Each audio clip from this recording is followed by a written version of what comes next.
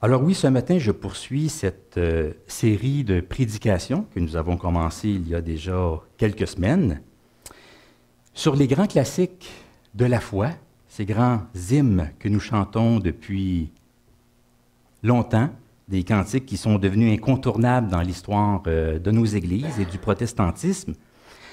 D'ailleurs, vous savez que ces temps-ci, dans les écoles, dans le système de l'éducation, il y a un débat, une discussion à savoir si l'on devrait faire lire à nos jeunes les grands classiques de la littérature française. Vous avez entendu parler de ça?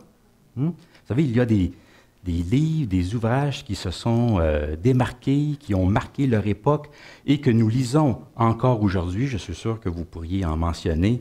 Il y a Les Misérables.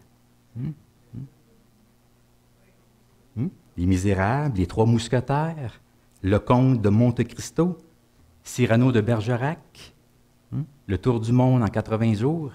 Il y a vraiment plusieurs ouvrages qui ont marqué leur époque. On les lit encore aujourd'hui et on se demande si on devrait les faire découvrir à la génération montante. Alors, le débat est lancé. Vous savez, un peu avec cette série que nous faisons en ce moment, c'est un peu la même chose. Nous revisitons, non pas des ouvrages, non pas des livres, mais des chants, des hymnes qui ont marqué l'histoire de nos églises, parce que nous avons hérité du passé plusieurs cantiques qui ont conquis le cœur de nombreux croyants dans l'histoire de l'Église. Alors, j'ai intitulé cette série « Il était une fois un cantique ». Foi sans le S, parce que, comme je l'ai mentionné, nous voulons mettre l'accent non pas juste sur l'histoire du cantique, mais sur la foi que ces cantiques expriment. Et jusqu'à maintenant, nous avons regardé 4 cantiques ensemble.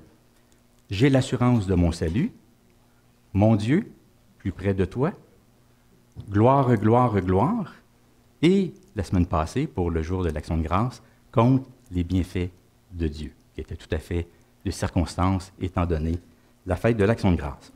Ce matin, je vous propose le cantique « Tel que je suis », sans rien à moi. Vous le connaissez, hein, n'est-ce pas? Jules l'a mentionné, c'est un cantique qui a été rendu très populaire par l'évangéliste Billy Graham dans ses campagnes d'évangélisation, mais c'est un vieux cantique. Hein, ce n'est pas un cantique qui date de quelques décennies. Il a presque maintenant 200 ans. Et le texte biblique qui est en lien avec ce cantique se trouve dans l'Évangile de Jean, au chapitre 6, les versets 32 à 40, et c'est ce que nous allons lire à l'instant. Alors, Évangile de Jean, chapitre 6, les versets 32 à 40. Jésus leur dit, « En vérité, je vous le dis, Moïse ne vous a pas donné le pain du ciel, mais mon Père vous donne le vrai pain du ciel. Car le pain de Dieu, c'est celui qui descend du ciel et qui donne la vie au monde. » Ils lui dirent, « Seigneur, donne-nous toujours ce pain. » Jésus leur dit, « Je suis le pain de vie. Celui qui vient à moi n'aura jamais faim. Celui qui croit en moi n'aura jamais soif. Mais je vous l'ai dit, vous m'avez vu et vous ne croyez point. Tous ceux que le Père me donne viendront à moi, et je ne mettrai pas dehors celui qui vient à moi, car je suis descendu du ciel pour faire non ma volonté, mais la volonté de celui qui m'a envoyé. Or, la volonté de celui qui m'a envoyé, c'est que je ne perde aucun de tous ceux qu'il m'a donnés, mais que je les ressuscite au dernier jour. La volonté de mon Père, c'est que quiconque voit le Fils et croit en lui ait la vie éternelle, et je le ressusciterai au dernier jour. » Prions.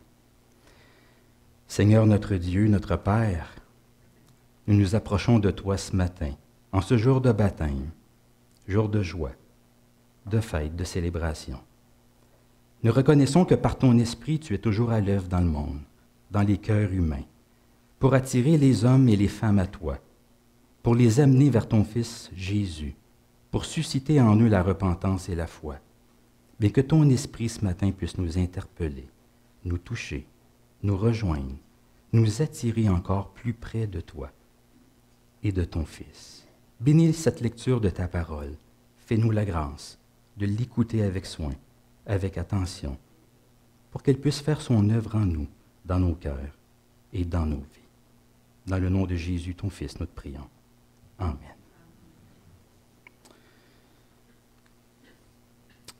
La semaine passée, je vous disais qu'à l'origine ou à la source de ces cantiques, de ces hymnes, il y a des personnes avec un vécu, une expérience de vie, des gens qui sont aux prises avec des difficultés, des épreuves, des déceptions. Il y a de la souffrance, de la maladie, des handicaps, des événements malheureux, même des tragédies. C'est vraiment quelque chose qui m'a marqué dans mes recherches. Et c'est aussi le cas pour l'auteur du cantique d'aujourd'hui, qui est Charlotte Elliott. Vous la voyez juste ici, à votre gauche. C'est qu'un jour, toute sa vie a basculé. Au début de la trentaine, elle a appris qu'elle était atteinte d'une grave maladie. On ne sait pas exactement de quoi elle souffrait, les médecins n'arrivaient pas à trouver ce qui n'allait pas, mais à partir de ce moment-là, elle n'était plus en mesure de mener une vie active comme elle le faisait auparavant. Elle souffrait dans tout son corps et elle était constamment, jour après jour, au bord de l'épuisement. C'est une maladie qui l'a affectée pour le restant de ses jours, limitant ses mouvements, sa mobilité. Elle en a souffert jusqu'à sa mort, même si par moments il y a eu quelques améliorations, mais pendant 50 ans, elle a souffert de cette maladie. Et comme on peut s'en douter, ça l'a affecté son état d'esprit. Parce que la maladie, ça affecte le corps, mais ça affecte aussi l'esprit. Ça affecte le moral. Alors ça l'a rendue déprimée. Elle pensait qu'elle n'avait plus rien à offrir, plus rien à donner, comme si sa vie se terminait là. C'était une femme brillante, très douée pour la musique, pour les arts. Elle avait un bel avenir devant elle, un avenir prometteur, comme on dit, mais pourtant, tout a changé pour elle presque du jour au lendemain. Ça l'a affecté son corps, ça l'a affecté son esprit, ça l'a aussi affecté sa foi, son lien avec Dieu. La maladie, ça affecte la personne entière. Elle était en colère contre Dieu et ça paraissait. Ça paraissait même beaucoup. Elle ne le cachait pas. Comment un Dieu si bon, si aimant, si puissant, pouvait-il la laisser être prisonnière de ce corps de souffrance? Si Dieu m'aimait, se disait-elle, il ne m'aurait pas traité de la sorte. Et combien de fois il nous arrive de penser que Dieu ne nous traite pas bien, ou du moins pas aussi bien qu'il le devrait. Il nous arrive, j'en suis sûr, de penser cela lorsque nous traversons des temps difficiles. Alors, que celui qui n'a jamais eu de telles pensées lui jette la première pierre. Elle a développé de l'amertume dans son cœur. Avec le temps, son endurcissement ne faisait que se renforcer. Or, un jour, la famille reçoit de la visite d'un pasteur bien connu de Suisse, César Malan. Vous le voyez ici, à votre droite. Pendant le repas, il a été question de la foi, de la joie, de la paix qu'apporte l'Évangile. Et le pasteur voyait bien qu'il y avait quelque chose qui n'allait pas chez cette femme.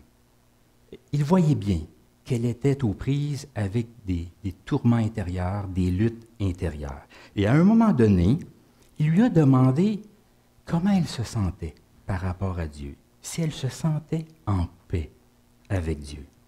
Et ça l'a touché une corne sensible. Il lui a dit ceci, et c'est une phrase qui l'a fait beaucoup réfléchir.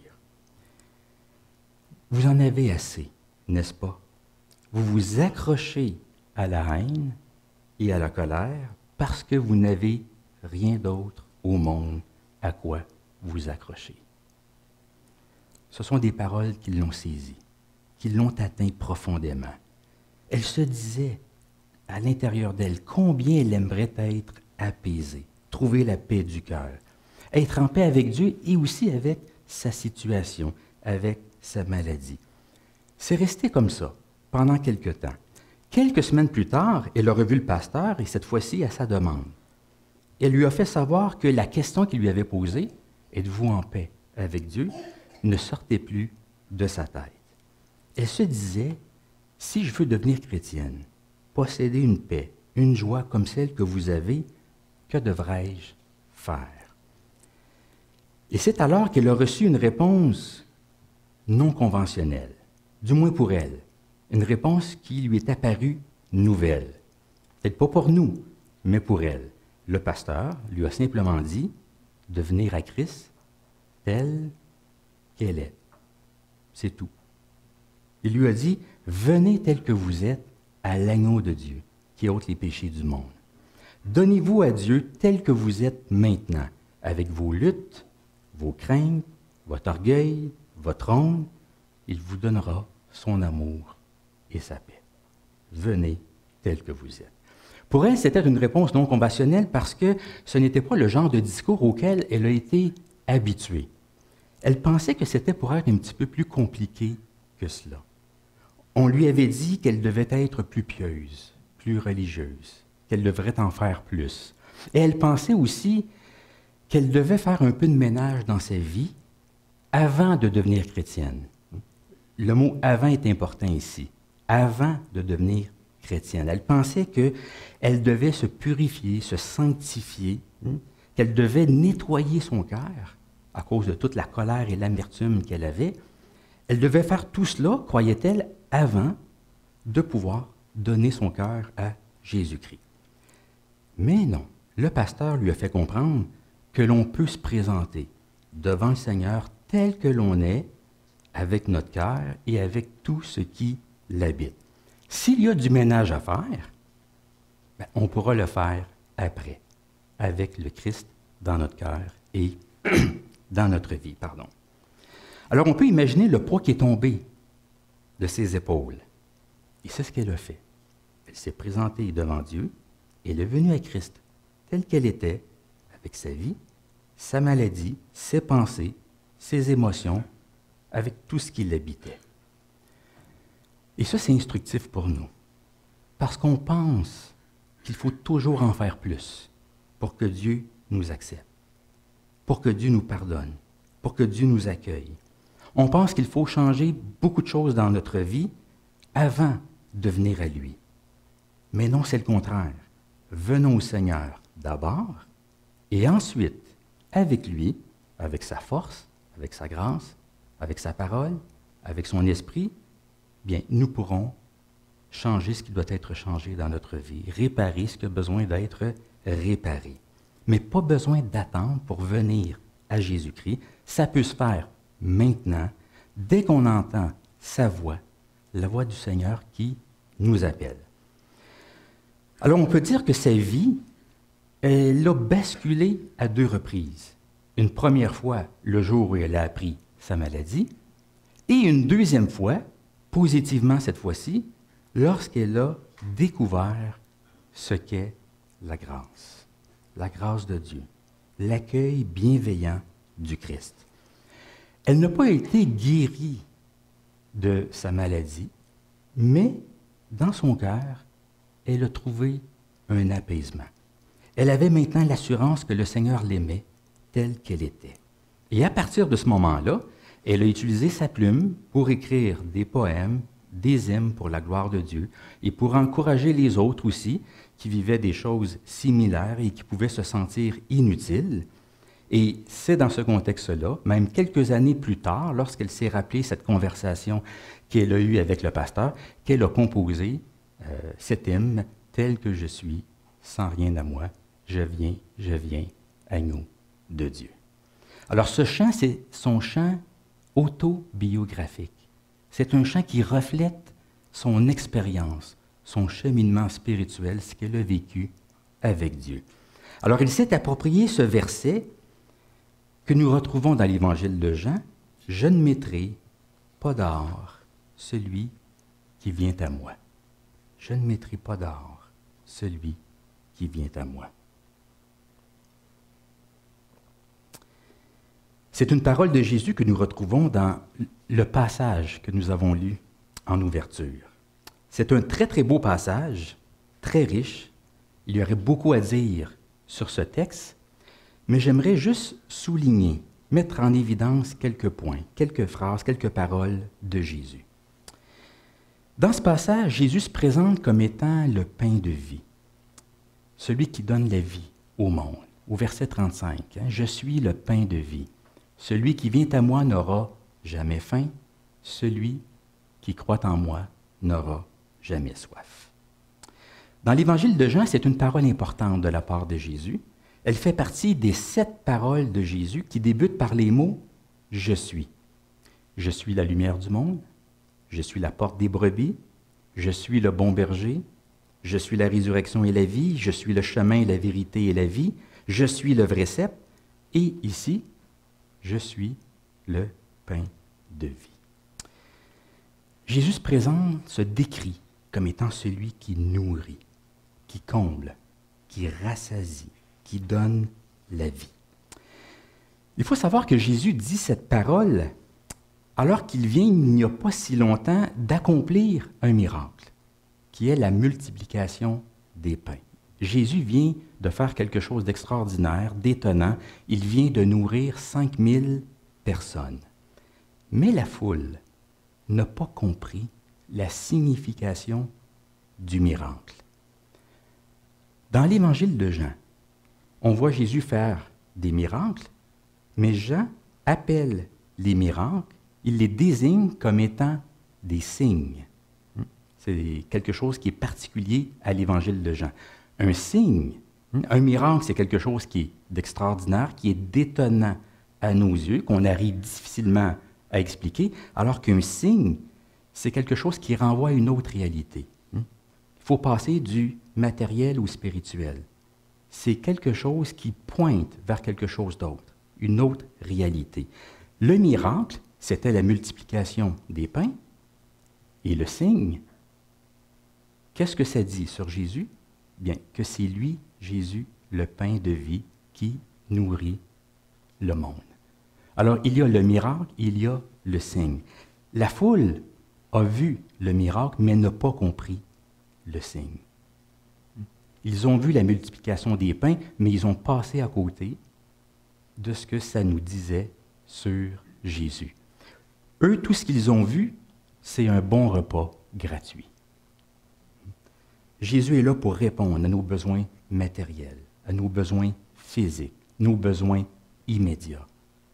Mais c'était une action, une œuvre extraordinaire, mais pour nous dire quelque chose de la personne de Jésus, à savoir qu'il est le pain de Dieu. Il y a le pain physique qui nourrit le corps, le pain spirituel qui nourrit l'âme, le cœur et l'esprit. Et ce pain, c'est Jésus lui-même.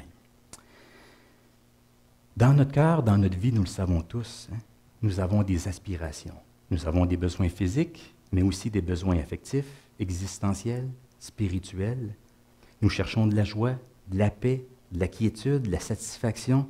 Il y a en nous un être qui soupire, qui désire, qui cherche. Or, Jésus nous invite à venir à lui, à nous nourrir de lui, parce qu'il est ce pain qui peut profondément et durablement combler ce dont nous avons besoin. Celui qui vient à moi n'aura jamais faim. Celui qui croit en moi n'aura jamais soif. Ça veut dire que notre quête est aboutie. Plus besoin de chercher, plus besoin d'attendre. Nous avons trouvé la vie. Jésus, c'est le pain de Dieu qui donne la vie au monde. La vie ici qui est synonyme de vie nouvelle, de vie spirituelle faite de paix et de communion avec Dieu. Il y a le pain physique qui nourrit le corps et il y a le pain spirituel qui nourrit le cœur, l'âme et l'esprit, donc qui donne la vie, qui soutient la vie spirituelle faite de paix et de communion avec Dieu. En fait, cette parole de Jésus ici, celui qui vient à moi n'aura jamais faim, c'est une parole qui contraste avec tout ce qui est éphémère. Et dans le contexte dans lequel Jésus prononce cette parole, c'est que Jésus n'est pas comme la manne que les Israélites ont mangée dans le désert. Il y a un épisode qui sous-tend ce récit, qui est en arrière-plan de ce récit, et c'est cet épisode dans l'Ancien Testament où on voit le peuple d'Israël tourner en rond dans le désert pendant 40 ans et manger de la manne. Dieu a répondu à leurs besoins. C'était un besoin physique, mais c'était quelque chose de temporaire. Quelque chose de temporaire. Mais Jésus, lui, c'est le pain de Dieu qui nourrit durablement, profondément et pour toujours. Alors quand Jésus dit cette parole, c'est un contraste avec tout ce qui est temporaire, tout ce qui est éphémère. Jésus comble profondément. Dieu a donné la manne dans le désert. Bien, maintenant, à cette période-ci de l'histoire, Dieu répète l'expérience. Dieu nourrit son peuple, mais cette fois-ci, c'est à travers la personne de Jésus qu'il le fait. Alors Dieu a donné au passé, mais maintenant il donne au présent, et c'est une nourriture qui satisfait, pas juste temporairement, mais pour la vie présente et qui va jaillir jusque dans la vie éternelle. Alors voilà pourquoi Jésus nous invite à venir à lui, parce qu'il est le pain de vie. Il dit au verset 37, « Tous ceux que le Père me donne viendront à moi, et je ne mettrai pas dehors celui qui vient à moi. » Je sais que nous avons tendance à comprendre cette parole d'une certaine façon. Quand Jésus dit « Je ne mettrai pas dehors celui qui vient à moi », nous avons tendance à penser que Jésus veut dire « J'accueillerai favorablement celui qui vient à moi. » Jésus va nous faire bon accueil. Il va nous admettre en sa présence. Oui, c'est vrai. C'est vrai. Si on se présente devant Jésus, il va nous accueillir, les bras grands ouverts. Mais il y a plus que cela derrière cette parole-là. C'est que c'est une parole qui communique l'idée que Jésus va chérir et garder ceux qui viennent à lui. C'est que jamais, jamais, jamais, il ne va les jeter dehors, les expulser, les perdre. C'est parce que le sens du mot grec ici, ça ne paraît pas très bien en français, mais le sens du mot grec que nous avons ici contient cette idée de lancer dehors, de jeter dehors, de renvoyer. Lancer, jeter dehors de force, délibérément, comme si on était content de s'en débarrasser. Non, Jésus, lui, ne va pas rejeter, bannir, jeter dehors. Il va au contraire chérir, garder, conserver. Et c'est ce que nous voyons dans la suite du verset. « Car je suis descendu du ciel, non pour faire ma volonté, mais la volonté de celui qui m'a envoyé. Or, la volonté de celui qui m'a envoyé, c'est que je ne perde aucun de tous ceux qu'il m'a donnés, mais que je les ressuscite au dernier jour. » Alors, on peut voir ici que Jésus va garder ceux qui viennent à lui. Il va s'assurer qu'ils se rendront jusqu'à la fin, jusqu'au dernier jour, qui est le jour de la résurrection. Alors, non seulement Jésus accueille favorablement, mais en plus, une fois près de lui, dans sa présence, il ne rejette pas, il ne jette pas dehors. D'ailleurs, ça ne serait pas conforme à sa mission, ça ne serait pas conforme à la volonté du Père, et c'est en plus le Père qui attire, qui amène les gens vers Jésus. Tous ceux que le Père me donne viendront à moi. Dieu le Père, on dit que Jésus est le Sauveur, mais Dieu le Père est à l'œuvre aussi dans le salut de l'humanité. Parce que c'est lui, le Père, qui agit dans les cœurs par son Esprit, l'Esprit Saint, et qui amène les gens à la foi, qui les conduit vers le Christ. C'est l'œuvre de Dieu. Et ça, c'est l'œuvre de la grâce. La grâce de Dieu qui nous précède. C'est une œuvre que Dieu fait dans notre vie avant même que nous disions oui à Jésus-Christ. Il y a différentes expressions qui sont utilisées en théologie pour exprimer cette œuvre de la grâce. Je vous épargne les débats théologiques. Certains vont parler de grâce irrésistible, une grâce à laquelle on ne peut dire non. à laquelle on ne peut résister. D'autres vont parler d'une grâce habilitante, une grâce qui nous rend capables de répondre à Dieu. D'autres vont parler d'une grâce prévenante, donc une grâce qui est antécédente à notre réponse. C'est Dieu qui aplanit la route, le chemin pour nous conduire à Christ. Mais peu importe la bonne et juste formulation, ce qui est important de souligner, c'est que la foi qui est en nous, ce n'est pas qu'une réponse humaine à l'œuvre de Dieu. C'est aussi le résultat de l'œuvre de Dieu en nous, de l'œuvre de la grâce. La foi, c'est s'ouvrir à la grâce de Dieu. Je répète, la foi, c'est s'ouvrir à la grâce de Dieu qui déjà agit en nous pour nous conduire à Jésus-Christ. Si ce n'était pas de Dieu, de son œuvre, de l'Esprit Saint qui œuvre dans nos vies, dans nos cœurs, il nous serait difficile, voire impossible, de venir à Jésus-Christ. Donc, tout ce que le Père me donne fait référence à l'œuvre de Dieu en nous, cette œuvre qui nous précède, qui précède notre réponse, tandis que celui qui vient à moi décrit la démarche humaine en réponse à cette œuvre de Dieu. Ceux que le Père amène à Christ, non seulement Jésus va les accueillir, mais il va aussi les chérir, les garder près de lui. Il va les amener, les conduire au jour de la résurrection. La volonté de mon Père, c'est que je ne perde aucun de tous ceux qu'il m'a donnés, mais que je les ressuscite au dernier jour. Pour Jésus, il y a un début et une fin à l'histoire humaine. Il y a un premier jour et un dernier jour. Et lors de ce dernier jour, il y aura un événement qu'on appelle la résurrection finale. Le jour de la résurrection, c'est l'horizon temporel de Jésus. Jésus est revenu à la vie 3 jours après sa mort. Il est revenu à la vie avec un corps glorifié, transfiguré.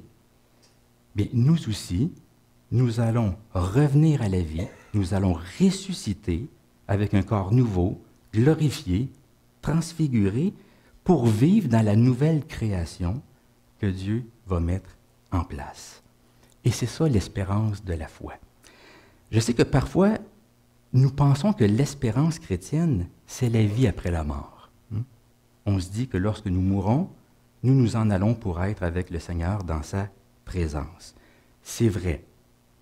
Mais il faut aussi élargir notre compréhension de l'espérance chrétienne. L'espérance chrétienne, c'est aussi éventuellement d'avoir part à un jour particulier qu'on appelle le jour de la résurrection.